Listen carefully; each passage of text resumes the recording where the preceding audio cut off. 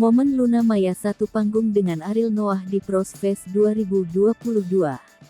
Luna Maya dan Ariel Noah hadir di panggung yang sama dalam gelaran Prospfest 2022 di Pantai Mertasari, Sanur, Bali, Sabtu, tanggal 13 Agustus tahun 2022. Keduanya hadir di Pro Stage, namun Luna Maya tak tampil bernyanyi bersama Ariel Noah, mantan kekasihnya itu. Luna Maya hanya mempromosikan minuman yang menjadikannya sebagai brand ambassador. Akan tetapi ketika Luna Maya berada di atas panggung, ia diteriaki oleh penonton soal kehadiran Ariel Noah. Semakin riuh teriakan soal Ariel dan Noah dari penonton membuat Luna Maya hanya tertawa tak bisa berkata-kata. Sebab ia naik ke atas panggung tepat sebelum mantan kekasihnya, Ariel dan band Noah tampil. Luna Maya menyebut bahwa Ariel sudah memiliki kekasih baru, sehingga Luna Maya meminta orang-orang menghargai pacar baru Ariel.